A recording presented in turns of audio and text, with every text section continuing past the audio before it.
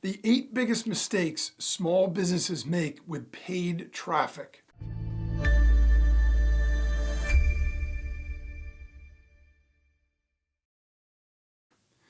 Paid traffic is usually a really popular and really appealing marketing method for entrepreneurs and small businesses. And it makes sense because it seems like it's fast, it's simple, and it's very scalable. We know that if we can get ads running and profitable, it's easy to just increase the budget. We start paying more, we start getting more, and it gets really, really easy. So on the surface, it looks like we just create some ads and we can start running them and usually start to get real traffic within one day or sometimes even a few hours. And if we compare that to other kind of methods, we can see why it's really appealing. And of course, if the ads work, then we can just increase the budget, we can run more ads, and we'll get more and more traffic. So the system of it seems really simple. It's a very intuitive way because it's the way ads have worked forever. These just happen to be online. But everybody knows you buy an ad in a magazine, an ad in a newspaper, an ad on TV. Everybody understands how the advertising industry works. You advertise that, you get the airtime, and then you get customers from that. So it's intuitive, it's simple, it's easy, it's clear, it's straightforward. And it sounds very simple. So it's easy to see why it's appealing versus many of the other traffic methods. Because if we take a look at those, they all take either a lot of time, a lot of work, a lot of technical know-how, sometimes all of that stuff. There's very little guarantee that we're actually going to get real traffic. So when we start to weigh that, we can see why especially a time-strapped entrepreneur would feel as though, hey, paid ads are the way to go. If I go with this, I'm going to be able to start getting some customers right away. I know I've got a good product or service, so let's get it rocking and rolling. The problem is that the reality is paid ads are a lot harder, they're a lot more complicated, and they're actually very competitive. So while yes, they can work, for most small businesses, the harsh reality is that they don't.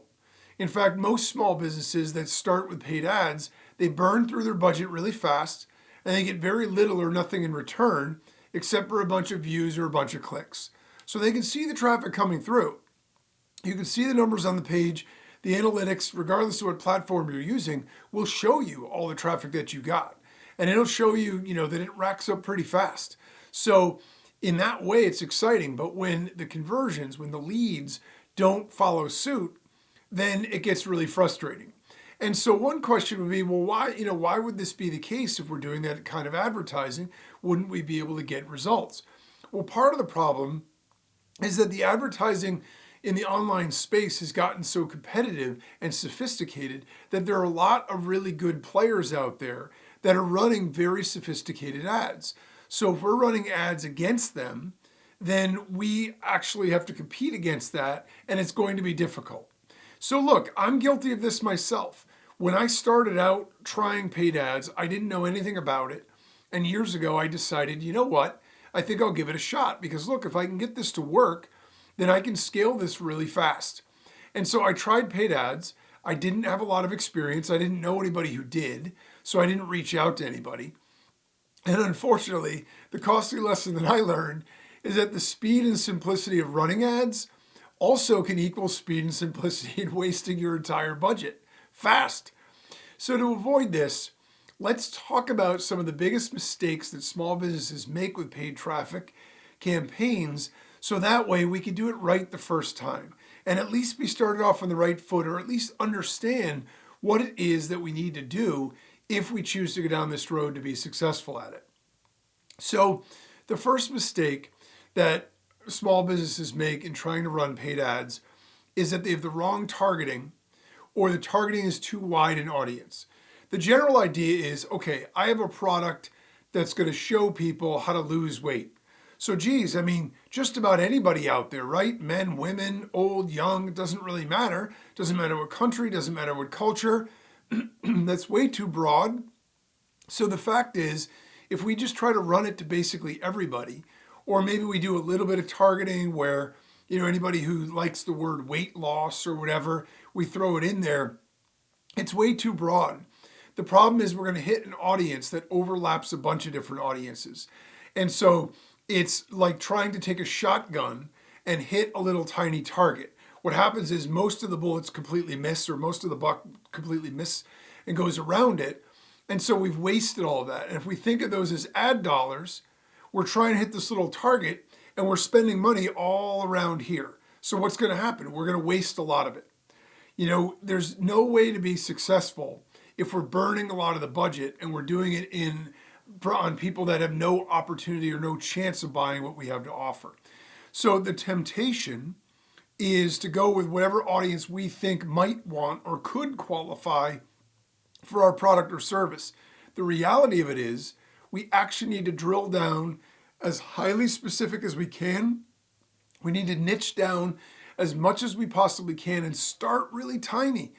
Even if the traffic estimates, and this, by the way, is one of the reasons people do this, a lot of the ad tools will show us traffic estimates.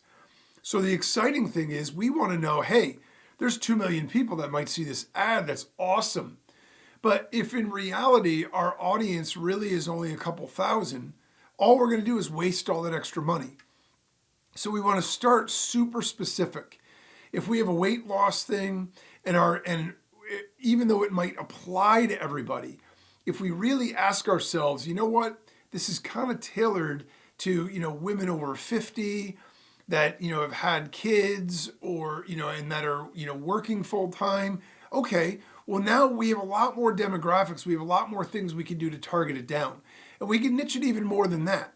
We probably want to focus on like the US market because it's written or the videos are in English. So obviously, we're going to want mostly English speaking people. Whatever it is, we want to niche it down to as small as possible. We can always widen the net if it's working. But there's multiple advantages to doing this. Number one, we're not going to burn through our ad budget all at once. Number two, we're going to start to develop a little audience profile for the people that we're targeting. So if the ads are working, we can use copycat audiences. Instead of just expanding it to make it more general, what we can do is find audiences with overlap. And a lot of the ad tools have this functionality built in. So it's going to allow us to be able to build other audiences from our original, and we may be able to tap into markets we didn't even know that we could, but we're doing it one little pond at a time instead of trying to fish in the ocean. Paid ads need to reach the right potential customers and not just generate a high number of views. And this is one of the biggest challenges for new people to paid ads. The excitement about watching the views go up and the idea in the back of our mind that, well, somebody will convert. I mean, it's got to make sense to somebody. Somebody's going to buy. I can promise you, I've run ads to a general audience and literally gotten hundreds and hundreds and hundreds of clicks and not a single sale, not one. Because if you don't have the right audience, people will view it, people might even click on it, but they aren't going to convert if they aren't the right audience for it. And again, everything is micro-targeted. So we want to make really, really sure that we're choosing the appropriate channels for what we're doing. So if we're appealing to like a younger audience, we might want to use a Pinterest or maybe an Instagram if it's a visual product. If it's more community-based, something like Facebook. If it's more business to business, LinkedIn. So we want to start in general by using the right platform, and we want to find where our audience is, niche it down as much as we can, and then we want to start to target at that, and we can always expand it later. But that is probably the single biggest mistake that marketers make. Even if they have a really well thought out sales page and it's a really great product, oftentimes it's the targeting that trips people up in the beginning, and then they think, well, paid ads I guess just won't work for my offer. That's usually not the case. It's usually just that it needs to be edited in terms of the way we're doing the targeting. The second big mistake is not having an optimized website to drive traffic to. And this one, by the way, is a killer, because even if you have the right targeting for your ad, and even if you have the right ad copy and everything is great, when people start to click it, first of all, if the page isn't optimized and doesn't load quickly, not only will people click off it and not wait, but the ad platforms will actually penalize you. They don't want to send traffic to those pages. So they will actually raise the cost of your ads. They'll send less traffic to them. And when people actually do click it, they'll click off. So the two big things here are that by optimization, what we're talking about is the page speed needs to be very fast. It has to load almost instantaneously, and the way you can check this is with online speed checkers. There are a number of them online. Check website speed. Just Google that. Go to one of those free sites, put in your URL, the actual landing page URL, not your main website, and see what it says in terms of the speed. It will give you recommendations for improvement. It'll do all this. And you can check mobile versus desktop. That's the other critical point. Oftentimes when we're working in a website builder or we create a website, we're looking at it online on our computer. And that's great. The reality of it is over 2/3 of people find your website, especially through ads, the first time on a mobile device. If you have an awesome desktop website that isn't mobile optimized, when you load it, it's all broken, the images are too big, the text doesn't flow, there's mistakes, you can't click the button, the text is all running together, you've lost people. You have to have both the desktop and the mobile version optimized. And the way you can test this is real simple. Not only can you use the speed test, pick up your mobile phone, go to the actual landing page and see how fast does it load, how clean does it look, how clear is the call to action. So we've got to have a website that's optimized. And in general, we want to send people to a landing page, not a website. So if you have a full website with a bunch of links on the top and menus, when people land on that, it's going to confuse them. And confusion leads to inaction. It leads to decision making, and that leads to people clicking away. You want one clear call to action on a simple, clean landing page that's separate from the main website itself. So they have no other choice but to take the one action. Click here, sign up there, buy this, whatever it is. They can always click through to your website later. But for right now, we want an optimized website landing page that's optimized for mobile and desktop. It loads really quickly, has a very clear call to action, and looks visually appealing. When we run paid ads, it's crucial to have that. And it has to be mobile friendly. In other words, in order for it to be able to convert, in order for us to get the best advertising rates as well. And so we want whatever it to be, whatever the ad copy is, we want the landing page to correspond and look exactly the same themes, same colors, same fonts, and same call to action. We don't want people to click on an ad, have it go somewhere else where it's confusing as to where they landed. If you're talking about getting a free guide on how to lose weight, when they click on it, it should be download your free guide to lose weight, right? Right on that page. It should be very simple and linear in that way. And so very clear call to action, optimized desktop and mobile. The third mistake is people that focus only on likes or follower counts or any other metric other than conversions. Now, maybe our goal initially is to just get leads. Maybe we have a sales process that's done by telephone where we close people. So obviously we aren't going to be getting people to necessarily call us, but we're getting the lead, we're getting the phone number, we can follow up. That's fine. But if the goal of our campaign is conversions, if ultimately what we're trying to do is turn this into money, and we're looking at metrics and we're getting lots of followers, we're getting a lot of people click on like, a lot of people click on follower, and no one is signing up and no one is buying, then we don't want to be deluded into thinking that's great. Now, again, if we're then able to take that traffic and do something with it to convert it later, so that's a long-term plan, so be it. But in the short term, we don't want to get fooled into thinking that that's progress and that that's working if it's getting us actions other than what we're looking for. So we need to be very clear on what it is that we want to get out of it. And we need to be very clear on the fact that we're getting it or we're not. If we're not getting it, we need to make some modifications. So a large following can be great, and it's something we all might want, but ultimately we need ROI. We need return on investment so we can pay our bills, we can pay for the cost of the ads, and we can scale. So it's more important to focus on actions that are going to lead to sales. So that could be lead signups, appointment bookings, inquiries, actual cart checkouts and sales, whatever. But those things need to be in there if that's the purpose of our campaign, and we have to make sure we don't lose sight of that. The fourth mistake that a lot of small businesses make is they use a funnel that doesn't generate enough revenue to pay for ads. So we get excited. We want to start running ads. We have an ebook or an info product or a video course we're going to sell for 27 bucks or 97 bucks. So we get all excited, we start running ads to it, and it actually makes some sales and we're excited. But we're spending $360 for every $97 sale we're making, and we don't have any back end on that. Well, obviously that formula is going to lead us to bankruptcy. There's no way that we can continue to afford to spend $300 to make $100 in return. And so what we need, even though it's painful because we want to hurry up and run ads, what we need is a funnel that we know will generate enough revenue to pay for ads. Now again, this doesn't need to be upfront, and this is an important point.